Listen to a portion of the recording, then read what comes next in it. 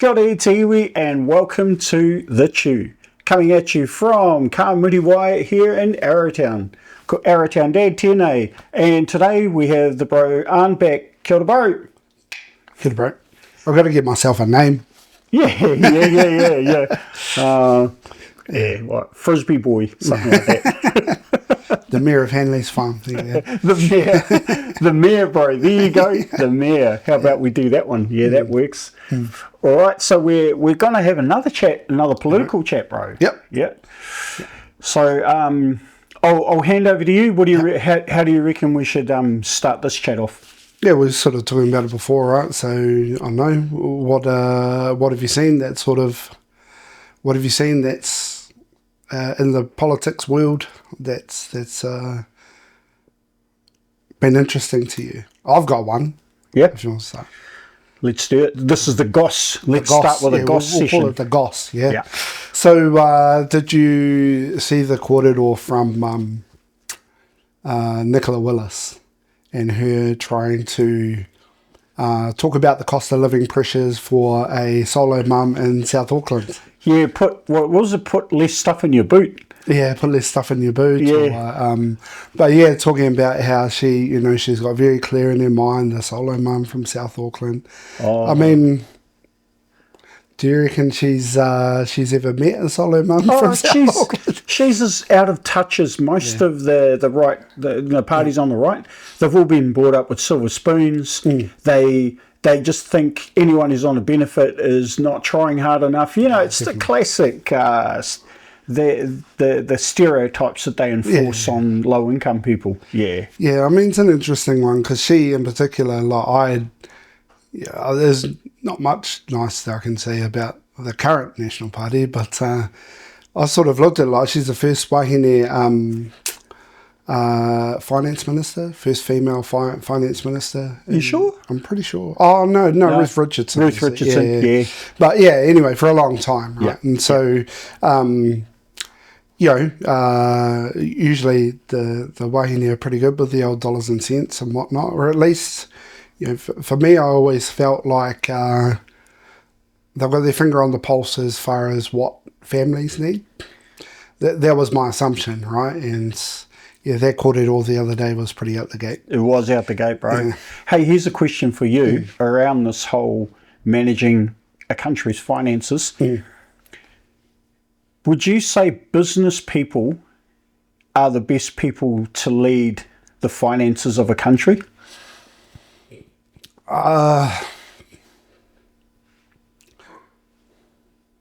Not lead. Yeah, not lead. I think they should definitely have strong influence.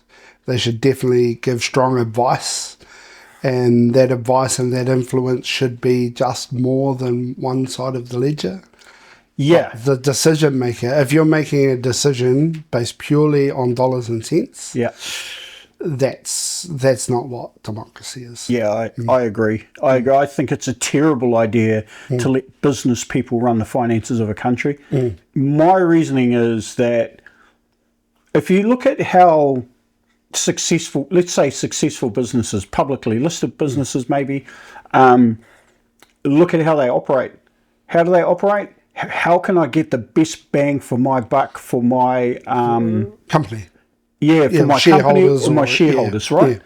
So and when you look at the ones that do that well, what do? They screw their workers. Yeah. They pay their workers the least amount that they can get away with. And they lobby governments to get rid of regulations so that they can, they can get children to work if they can. This whole mindset is about making money. It's not about what's good for either the environment or the country as a whole. Well, yeah, from a holistical point of view, definitely. I mean, this is coming from an assumption that money will buy happiness, or money will buy health, or money will buy the things that we need. Like money, money has a massive role to play. Don't get me wrong. I like my toys. I'd like to be able to buy more toys. We all need money. We all need money. But when it comes down to it, once you've got enough, when you die, if you have $100,000 in your bank account or $1, it doesn't really matter, right? Unless we start thinking generationally. But if you've done well, your kids should be set up, right? If you've raised them well, then they shouldn't need the money from your bank account by the time you die. Well, I mean, then you get into this situation, right, where you hear from people like Trump, I don't mean to raise him this early on in the chat forum. What is it, like, 3 minutes maybe? 7 minutes in, and Trump's already come into it. Yeah, but I'm not going to talk about what he's doing. It's more his situation. Here's a classic example of a guy who was born into generational wealth. Now, he is filthy rich through no other reason than his father made a lot of money. Yeah. You know, I mean, I haven't delved much into how he's made money, but once you've got money, it's, you know, unless you gamble, it's pretty hard to lose. Well, I mean, for me, he's probably a shining beacon of an example of how even with money, you can be a terrible businessman. Oh, because the guy, I've never heard. I actually worked in the casino industry for a number of years, for 15 years or so, and I've never heard of a person who'd never made money out of owning a casino. And that guy has gone bankrupt twice. 2 different casinos, I think, have gone bankrupt. Interesting. How bad must you be at running a casino if you can't even make money off it? Well, I mean, there is an argument as well. Like, the amount of billionaires that I know that have gone bankrupt, and it's just like, and I hear that quite a lot, and it's just like, why are they still billionaires? And it's not that they've gone bankrupt, it's that one particular company has gone bankrupt or something. So, I mean, I don't know about him, but this is the big thing around capitalism, right? Is, you know, in the end, your bank balance isn't going to give you a hug at the end of the day. You know, your bank balance isn't going to give you love when you need to go into a retirement home. I mean, might be able to pay for some pretty good nurses, but it's transactional love, mate. It's no different than hiring a hooker. So, yeah, this is the thing, and that's why business people should be in control. And when you look at the, for me, who have been the really influential leaders around the world over the past in my adult life, you know, like, you say what you want about the way they Jacinda led the country, and maybe she did turn the dial too far towards one part, but, you know, at the heart, especially with regards to the mosque shootings, she ruled with empathy, you know, she ruled with love, and it was people first, you know.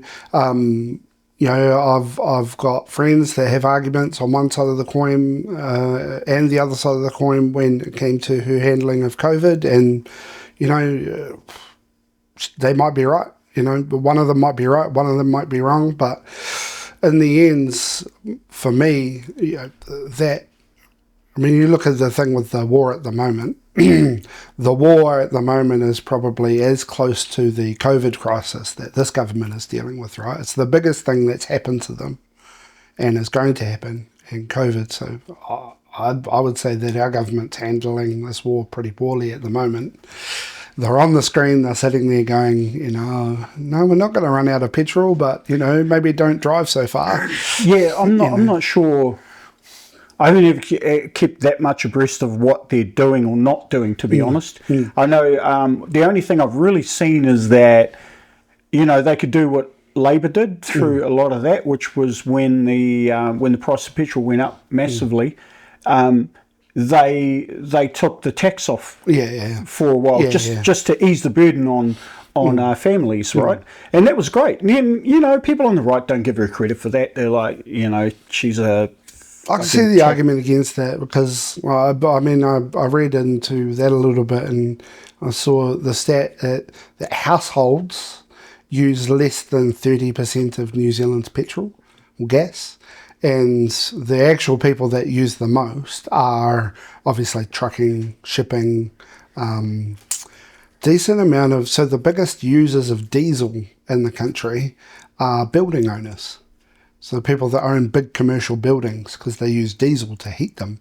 Yeah. And so I sort of agree, if they put the levy down, excise tax down. Yeah, that actually it's not households that get the... I mean, it would, you know, every time we swap our card. You know, for me, I'd be expediting It depends though, right? It depends on your attitude towards this thing called trickle-down economics. Yeah, trickle-down, yeah. So, because a lot of people will say we need to give those commercial people a break as well, because then they won't pass on their costs to the consumer. So this is a whole cycle of, it's not just about, it should be about what the people at the bottom end up not having to pay. But part of the whole cutting the tax on fuel is so that the people who supply all the goods that have to drive around the countryside, the idea being they will cut their prices. Well, not cut their prices, but they won't raise their prices as if you take off that tax portion. The reality is, as we always see, they take the opportunity to raise their prices regardless. Yeah, exactly. They're like, oh, war in the Middle East, yeah, petrol's going up. Yeah. Like the amount of like horseshit excuses the petroleum gas companies use to put prices up. Like immediately a war starts, they put the price up. It's like, hang on. That shouldn't oil even wasn't kick supposed in to yet. get here until next month. Yeah. Well, it's one of those things, and that's the responsibility of media, right? Yeah. The more that media overinflate something, of course, everyone. I don't think there's many. Well, there's a few sort of negative people sitting there going, bloody evil oil companies and whatnot putting the prices up. But no, the media said that there's a war and it's affecting 20% of the world's oil, and so the petrol prices go, oh yeah, that makes sense, right? Yeah. Because the media is telling us something's coming, you need to be ready for it. Yeah. I think what the media initially meant was like maybe next week, maybe in a month, maybe in 2 months. Oil companies can sit there and go, sweet, press go. Up it goes. And this comes and slaps in the face of National's new plan to go to that, the new power generation thing. And again, putting all of their eggs into the fossil fuel industry. And yet we're just showing that all it takes is one war to like ramp up all of those prices. We're not even... Like, we should be looking at sustainable ways of generating power. Or it's like, what's happening with the other 80% of the oil? Yeah. that's I can't. I know, why it's is only there no 20%, media? eh? I'm sure that there's, there's a reason, right? Maybe we don't, where we get our oil from, it's blah, blah, blah. But how is 20% of the world's oil impacting the entire world? I think the majority of the oil is going to the countries that are not affected by us, i.e. India, Asia, China, because they obviously have massive fossil fuel consumption, and they've always got to get theirs. And so now you look at Russia, this whole thing, this is just such madness, man. Like now Russia is getting rich again. Why? Because people are buying their oil. But they've got money to pay for their war against Ukraine. It's just like. I'd love to go conspiracy theory on it though, but there's so much. Putin has a conversation with Trump and blah blah blah. Oh, we're really struggling. People not buying our oil and blah blah blah. The two people get together and go, well, you know what we could do? We could cut off that little bit, and then the world needs more oil, and they can come to you. Oh yeah, cool. How are you going to do? No, I've got this. Don't worry about it. Well, it's just so corrupt what's going on over there. All this tariff drama. The thing that I just don't understand why no one talks about it, but the only country that he didn't tariff is Russia. Why are you tariffing everybody else except Russia? Like, you can't tell me there isn't some kind of influence going on there. Now, whether it's money or whether he's got bloody videos of him fiddling kids or whatever, there's something going on, man, and it's just.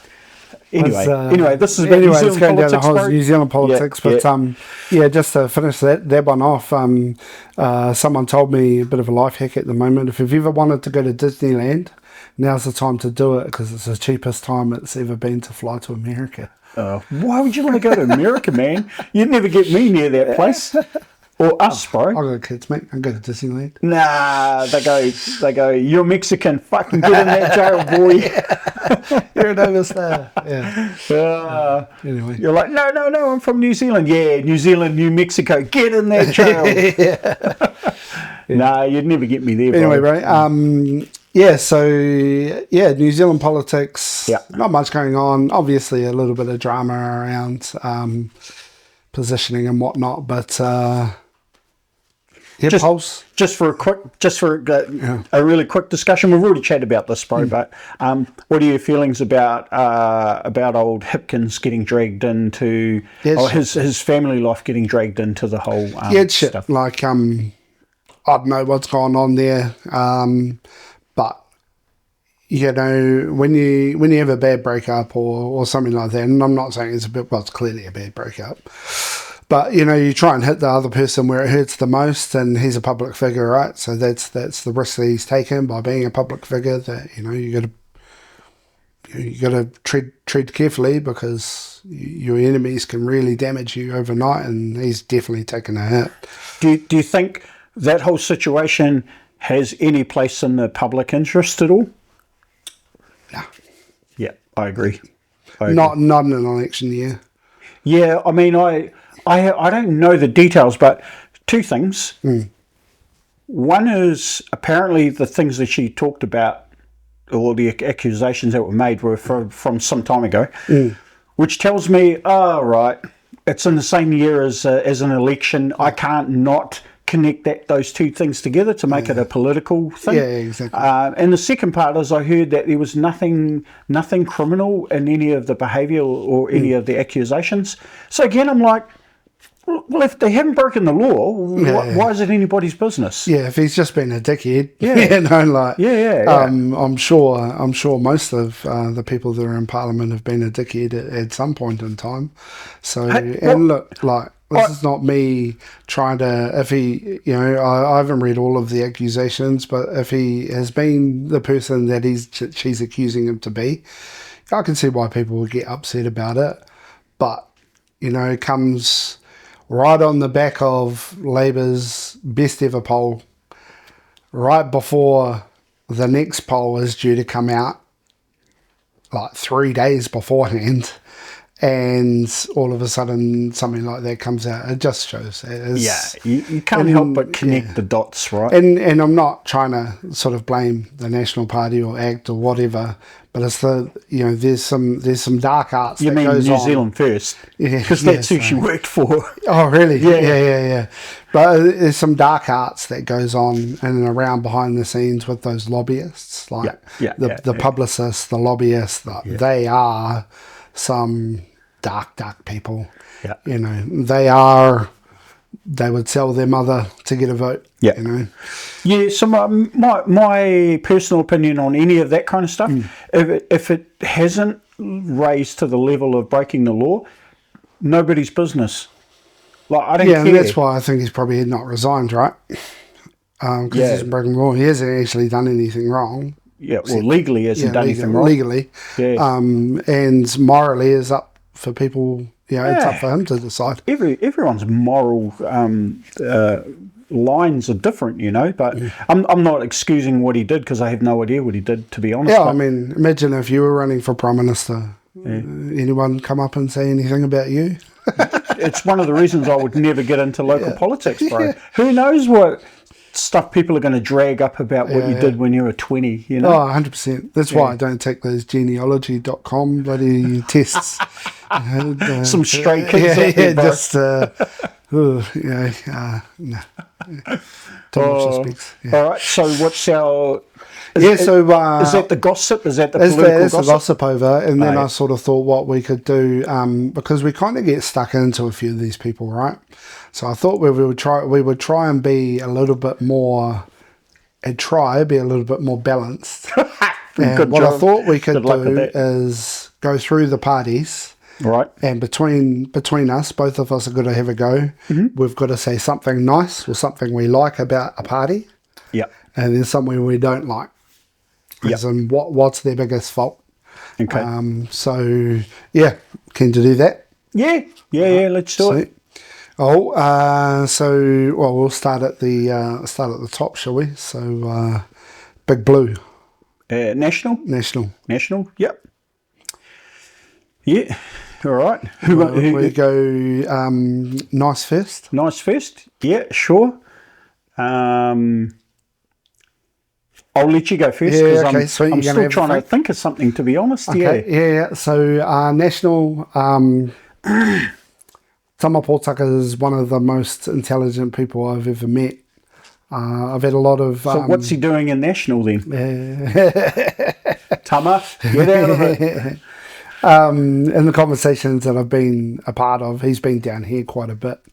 You know, like he knows the reality of where he sits in a party, but he does believe that the model that his party brings is better for Māori. Interesting. Better for Māori? Yeah. Well, for the Māori economy at least, right? Oh. But, you know, he is being quite pragmatic in the way that we should be thinking as iwi, as Māori, and, you know, he was... Ignore the distractions. What is impacting your whānau? Tell me. Give me something easy to approve. So I will... man, it's actually really tough for me to come up with something good for National, but if there's something I will try to agree with, it's moving away from, which I don't actually agree with at all anymore, but I used to when I was younger. It's an anti-tax, sort of this anti-tax position, which is make your taxes as little as possible, make government as small as possible, and sort of focus more on user pays, right? So if you want to use the service, you pay for it, rather than have government the services there and look after it. Yeah. All right. The negative. Pick one. Yeah, there's a lot, and that what I just called a positive to me now in the situation that I'm in at the moment, and looking towards how we can be better as a country. I think that works opposite to what's best for us as a country. Yeah. So the low taxes, decentralising, small government, that suits us as individuals because of where we are at in age and stage in life and whatnot. But actually, as a broader hapori, you know, there's people that need that support. Yeah, no, I'd agree with that. My thing that I think what was the thing that I was going on? This fundamental understanding that the market will fix all. Like that, the market decides. Yeah, I just can't get down. You know, that's leading with 100% your brain, and on the notion that money solves everything. Yeah. I mean, I have too many negatives about National's position. Another one is selling off our assets.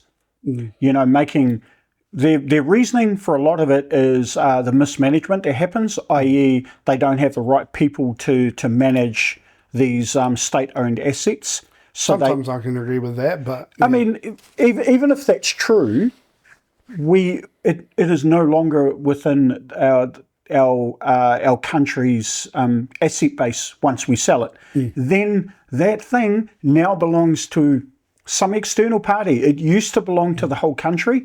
Now it belongs to typically a multinational company, not even based in New Zealand. Yeah, who can then hold us at ransom if it doesn't work out, and they can go, right, we're going to go bust. Well, no, they need that service, so we then end up bailing it. Like the amount of times that we've bailed out Kiwi Rail or Air Banks, New Zealand or BNZ Bank, Air New Zealand. We bail out all of these companies because we need them. Yeah, no, because rich people have convinced everybody that we have to do that. This is like the American problem as well, you know, where they bailed out all of the subprime mortgage things, where they basically took $1 trillion out of their Federal Reserve and just gave it all back to the people who mismanaged all the money.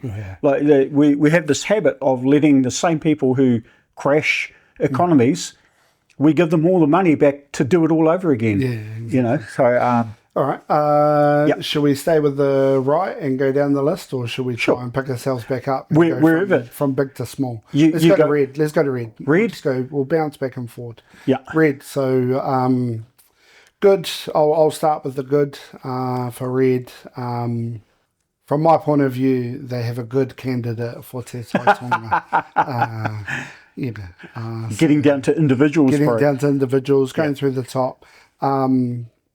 I like aspects of certain parts of their leadership. I'm not too sure that Hickins is the right guy to lead their party, but I don't think there's anyone that's close to the top, with the exception of maybe Kieran McNulty, maybe. I think Penny Henare going away is a big loss for them. And big loss, yeah. I've never been able to get down with Willie Jackson. Anyway, I'm getting on to the negatives, but it just rubs me out the wrong way. So why Mananui, other than the fact that you have a personal sort of friendship with him? Yeah. So obviously grew up playing rugby with him and whatnot, but for me, his heart's in the right place, and he is going to go and is going to have the environment first. Labour, for me, at least, and I disagree with them on a lot of things. I haven't voted for Labour in a long time, ever since what Helen Clark did. I've never voted for them again. But at least, number one, they're better than National, which it's not a very high bar, to be honest. If I'm going to say anything else, at least what the Jacinda Ardern government did, I agree with how she managed to find a way to get us all paid over the COVID thing. Now that's actually something people are arguing about right now, right? They're saying it's a bad thing. I think it was a good thing. I think keeping money in all our pockets was fantastic. Now, where I work, I wasn't affected by that, but I had lots of friends who were potentially losing jobs because they had no way of getting paid. That, and paying the police, and paying the nurses, and paying the teachers. They were the ones that came in and gave those guys any form of pay rise, because Bill English's national government just sat on austerity for years. So that's the positive I have in their position. So negatives about them, I think they've lost their meaning. I think the emergence of the Green Party has allowed them to get rid of, or to really shelve, some of their core functions. So when the Green Party started, they're environmentalists, right? They were green. They were never social. Or socialism was social. The social impact was not their core business. But now, the Labour Party was born for the workforce, right? Or for the working class. Yeah. And was there to drive workers' rights and the people that were middle to low income, or the poor.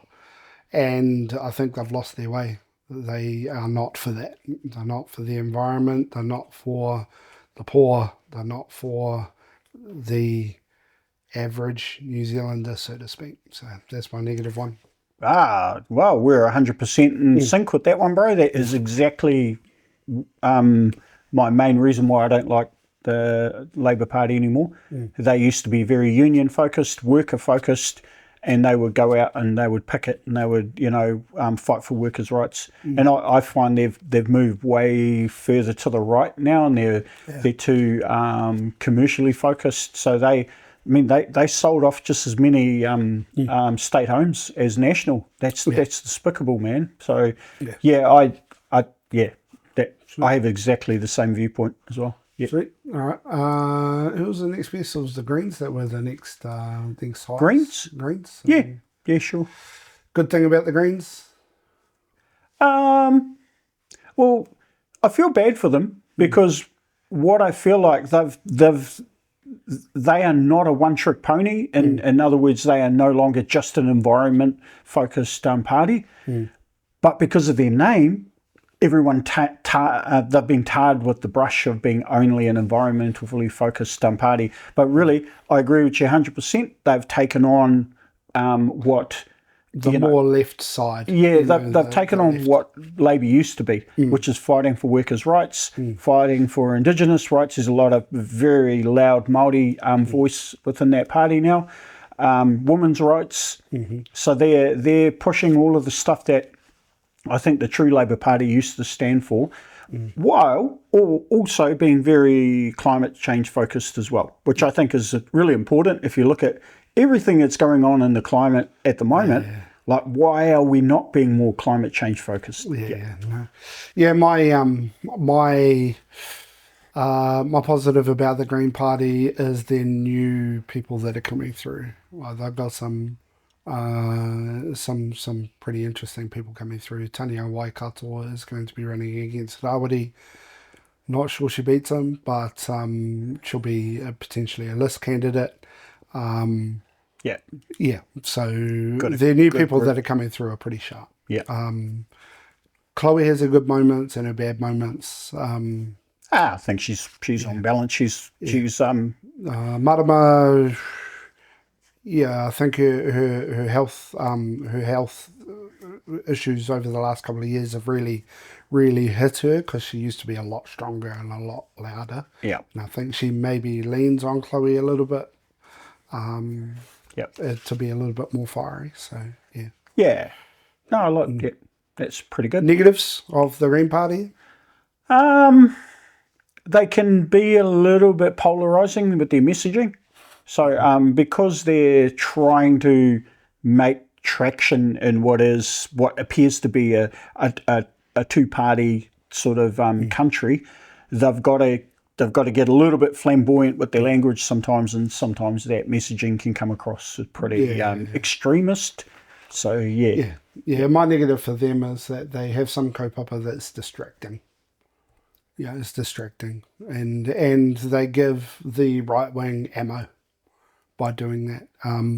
Not to say that their heart is not in the right space when it comes to kaupapa like Free Palestine, but it just gives the right wing ammo to fire at them, because they fire up the right wing to sit there and say, concentrate on New Zealanders, concentrate on this, and blah, blah, blah. And, it's not that I disagree with the Free Palestine kaupapa. It's just, it's easy. It's cannon fodder for the right wing. So, but as I said last time, bro, you can walk and chew gum at the same time. You're allowed to be more than a single kaupapa. But I agree. Like, on balance, when I look at the list of issues that we should be dealing with, the Palestine thing is a terrible situation, but I don't think it's that high on the list of New Zealand priorities, for sure. Yeah, it's not to say that it shouldn't be either, but it's, there's atrocities happening everywhere, and we're going to prioritise. You can't look after anyone else until you look after yourselves.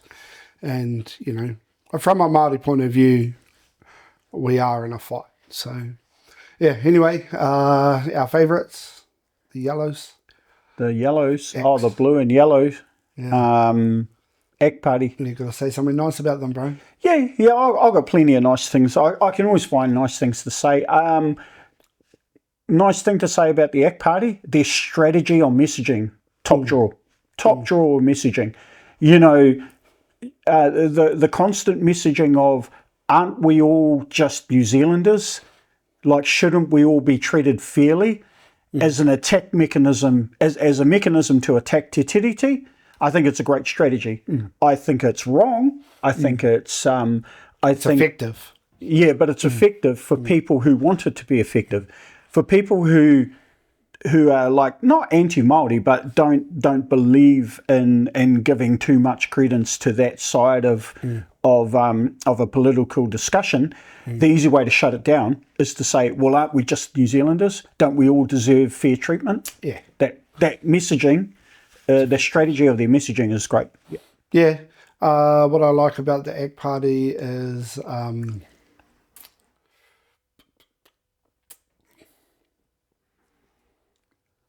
you sort of probably stole my one, so I'll try and find something else. The Egg Party, I admire. I don't like it, but I admire the fact that they know who they are. They know who they are, they know who their constituency is, and they serve them to the letter. Yeah. And, because of who their constituency is, Yeah. They're easy to fire up, and as you said, that messaging, Yeah. they're very smart. Yeah. They're very smart. I mean, in the end, the amount of influence they've poured over this current government with 8% of the vote is astronomical. There's no country in the world in which a minority party with 8% of the vote has this much influence over. That's only being allowed by National, though. And what that tells me is that National agrees with it. They just don't want to publicly agree with it. So they let this minority party pretty much steer the ship. When really, I think National's sitting back and going, this is exactly what we want too, but we'll let them take the flak for it. Yeah, exactly. Yeah. It's an easy argument to just point and say, wasn't us. Yeah, it wasn't us. Them. Yeah. Yeah. Yeah, it's convenient. Yeah. All right, Black. So first. Oh, well, what about the bad? Oh, the bad for. Oh, yeah. Sorry, I forgot. I was just so used to just running them down that. The bad. I'm just going to pick a thing. Like, there's lots of things. The thing, but the bad that I really, really don't like is the guns conversation. Guns. Legalization of automatic rifles, and basically, there's one particular Māori MP of ACT that's really pushing gun ownership and the decriminalisation of automatic weapons, and it's not who New Zealand is. We're not an automatic weapon country. We're a duck shooting, shotgun and a rifle to shoot deer country, but we're not a pump hundreds of rounds into an animal country. So yeah, it's one thing that I find particularly disgusting. Yeah.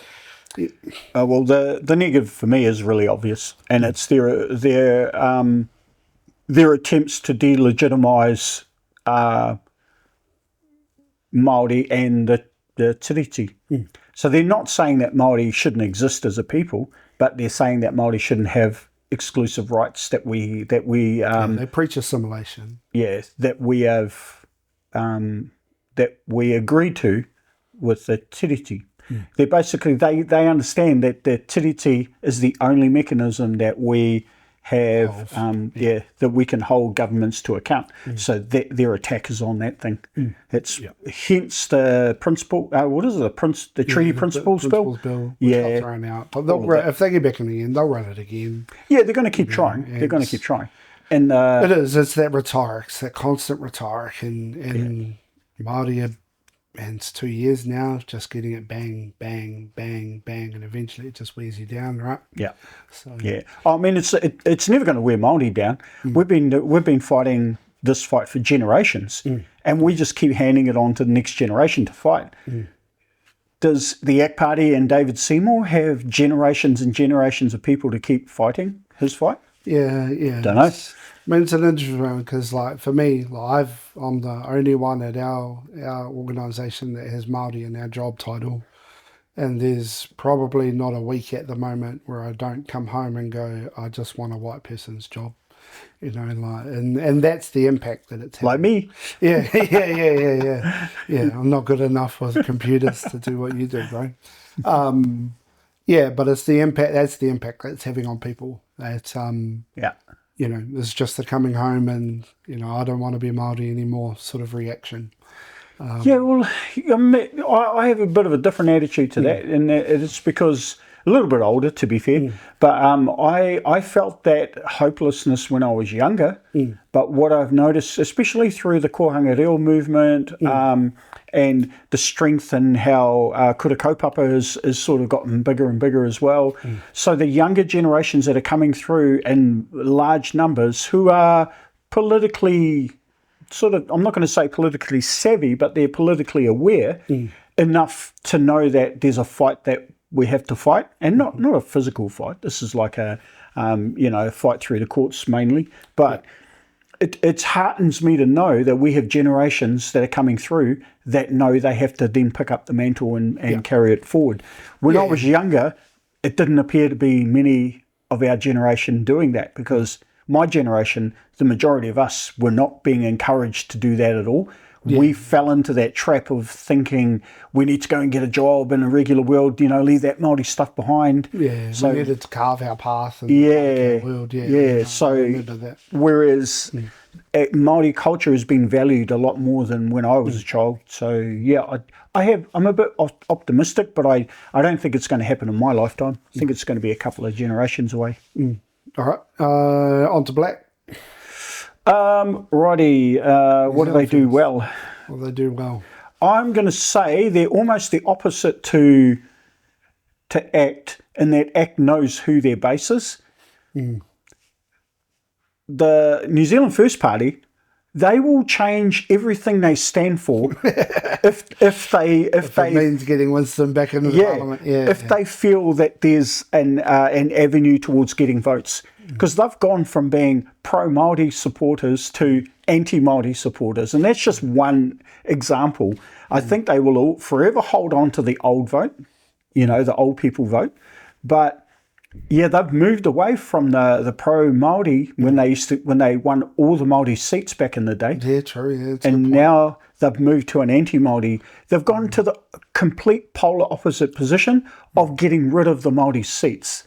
Now, that is the positive I'm giving to them, is knowing that they will shift with the political winds of the time. So wherever the wind's blowing, they're going to put their eggs in that basket. That's pretty politically savvy. Right. It's quite rude to call people cockroaches, right? But I just want to try and share an analogy. Cockroaches can survive and adapt in many climates, and they can change, and no one likes looking at them. And that was the whakaaro that was shared with me. It was just like the cockroaches. Well, one in particular MP, which I won't name. No one likes looking at him. No one likes hearing from him, but he just doesn't go away. Won't go away. And anyway, but so the good thing from New Zealand First for me,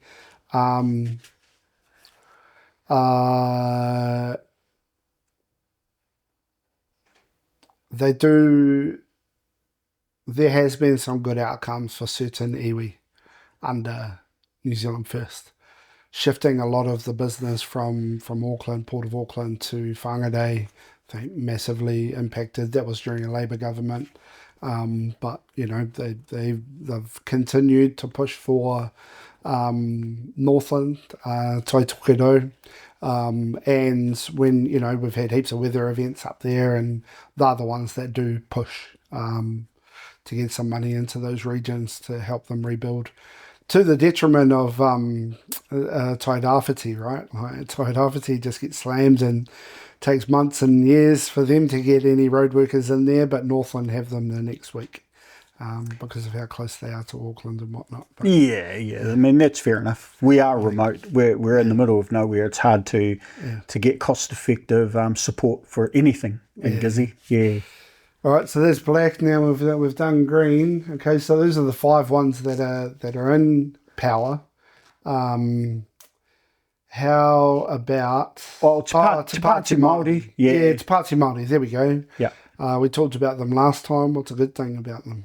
Good thing about them is they are unapologetically Māori. It's what I love about it. They stand for what they stand for. They're really, really strong and headstrong about standing for it. So on principle, I love the principled stand that they take. That's easily the positive for me. Yeah, positive for me, I think Hana's probably one of the most inspirational wahine in the world. She knows who she is. She gets well informed by the kaumata around her. She holds herself well, speaks well, and is not against anyone, apart from the government. But when it comes to Māori, when we're getting advised by a whole heap of people around us, being told what to do, it's very easy to ignore that person and that person. But she seems to do it with grace, and yeah, she's pretty inspirational. So that's my. On top of what you said, they definitely know who they are and what they stand for. Yeah. But I'm going to counter that to the fact that this assumption that just this absolute relatively delusional thought that because 20% of the population are Māori, that all Māori should vote for them, and therefore they would have a really large party, and Māori would have a large voice in it. The reality is that of the 20% of the population that are Māori, about something in the realms of about 7 or 8% of those don't know the iwi whakapapa or iwi affiliation, and so they would already have their own political beliefs. Like, we're just assuming that all Māori, by taking that stat, all Māori are, you know, left wing or right wing, or, you know, like, all Māori should just vote for us because we're the Māori party. I can't get along with it. I think it's a negative, and so, again, it's a distraction. They're not actually trying to win votes that way. They're just trying to guilt Māori into voting for Māori. Yeah, fair enough. Yeah. Yeah. My negative is kind of obvious, as obvious as the positive, because it's a Māori entity, company, if you like. It's iwi politics is ingrained in the operations of it, and we saw what happened out the back of that is we've got infighting between the candidates, and because they are unapologetically Māori, they don't care about their messaging. Yeah. They don't care about the optics. Yeah. They are standing on principle, and from people on the outside looking in, it just looks like an absolute mess, a steaming pile of uncoordinated people. That's what it looks like. Yeah. So, but I do want to talk about the top party. Yep. Because they are polling fairly well, around the 3-4% mark. My positive for them is they take the reality of the world out of it. They take all of the distractions out of their policy making, and they just go on data. Yeah, that's you just stole mine. So they are science-based, like their policies are science-based and backed with data. Yeah. That's exactly the same reason why I went with them. But their data is also things that have been tried out in other places, right? So one of the biggest things for me that I really want to, I was hoping that it's sometime in the future. I've got no... Like, I know it's never coming in anytime soon, but I want people to talk about it, and that is the UBI.